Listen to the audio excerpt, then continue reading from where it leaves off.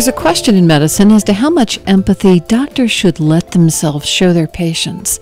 In the scene in the hit television show Grey's Anatomy, Dr. Bailey confronts Izzy about her getting too emotionally involved.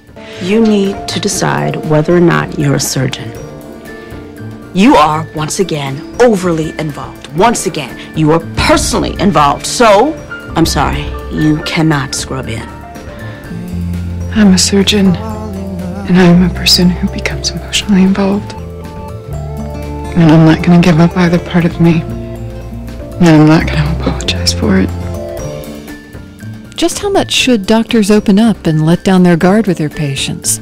I'm Sarah McConnell, and this is With Good Reason. Later in the show, bringing back the doctor house call. I estimated there are about 2 million people in this country that genuinely need house calls, and these people have a very hard time going to the doctor. Far better for the relatively healthy and mobile doctor to go to them. But first, patients say it's empathy over skill that they value most in choosing their primary care physician. With that in mind, in a pilot study at Virginia Commonwealth University, theater faculty members taught a group of new doctors there some acting techniques to help them demonstrate to their patients that they were truly listening to them. Afterward, patients perceived those doctors to be more caring.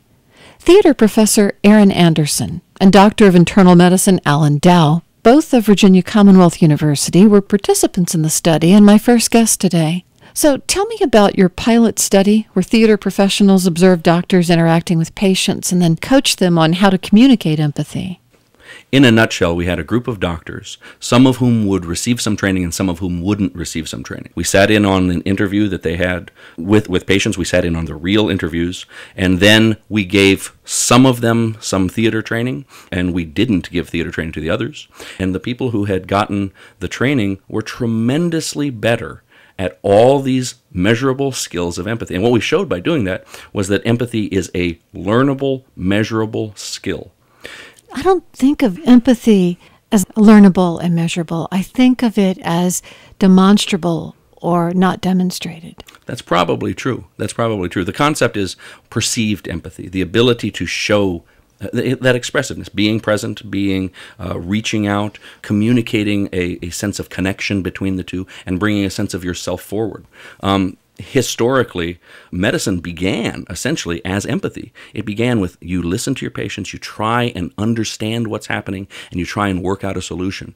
Over time, especially with the Age of Enlightenment, when the body became viewed as a machine that cranked out certain things, it became thought that actually, in order to diagnose the patients, you needed to take emotion out of it. On a very paradigmatic level, doctors were taught that emotion plays no part in medicine.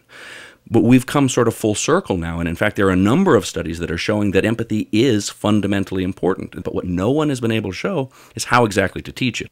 I remember years ago some medical students telling me their medical school professors and mentors basically taught them to be arrogant and cultivated in them this attitude of being in an exclusive club once they became doctors. Is that still the case, the attitude that's put forward, do you think?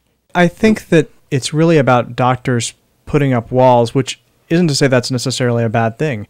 You know, I've had a lot of patients that have had bad outcomes where, you know, bad things have happened, diagnosed them with bad cancers or other bad diseases, and seen people die that I was caring for and caring about. And I think it's natural to have to put up some kind of walls. There's also situations where patients are trying to get things from doctors that you don't want to give them, like another prescription for narcotics and things like that, where you have to kind of pull back from your patients from time to time. You're a 32-year-old doctor yourself. In what field? Internal medicine. Internal medicine. Have you ever gone to a doctor since you've become one? A couple times. Somebody you didn't know or a friend? It was someone I knew, someone on the faculty. Right. Did you need that empathy? No. You know, it's interesting because I think doctors tend to self-diagnose, so you already sort of know what the problem is. You know, my knee hurts, my back hurts. I want to get a chest X-ray or maybe some prescription cough medicine. And in that case, you know, I sort of dictate what I want. You have automatic empathy because of that relationship. Right. Well, that's true. That's true. That they do see you as a colleague. Mm-hmm. And that's something we also found in the study we did in the clinic, is that part of this has to do with perceptions of class distinctions. Most patients, especially in the free clinic, there's a class distinction. They are afraid that the doctors think that they are more important or higher or somehow lording over information over them. And another thing that we didn't realize is there's actually a distrust of doctors in a lot of ways, and sometimes, especially in the African American community, with good reason. There is a distrust that somebody has your best interests at heart. I mean, there's a tremendous intimacy in the doctor-patient relationship. You're going to be asking people about their sex lives, about social habits they have, maybe about a lot of things that they're not proud about. And I think to get to that level of intimacy, I think doctors, in a sense, sort of presume that we're going to get there with a patient because they've been doing it with patients all day. Whereas patients are coming in with a different feeling of, this is not someone that I've met, or maybe I've met a couple times before, but do I really want to be that forthcoming with them? And physicians need to get that information to be able to make good decisions with their patients about their care. One of the things that we talked about with the students during the curriculum was that patients want to know things about you and want the doctor to know things about the patient. So talking about your family and your kids and things you like and trying to find some sort of common bond. We both have kids. We both like cats. We both are interested in similar things.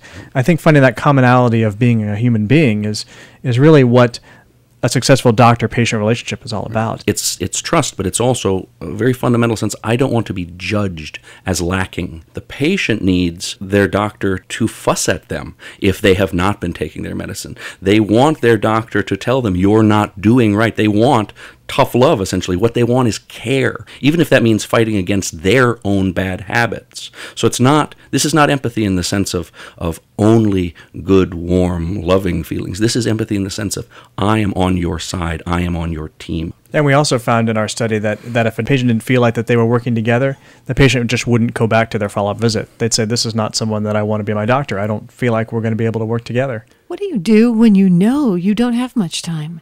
When the fact is you do have 6 people and 6 different waiting rooms, and you can only really give, what's the average these days? 8 minutes. 8 minutes. Yeah. I was going to say 8.5. I'm good. Yeah. It's interesting because one of the things we're looking at our second study is not so much time, but the perception of time.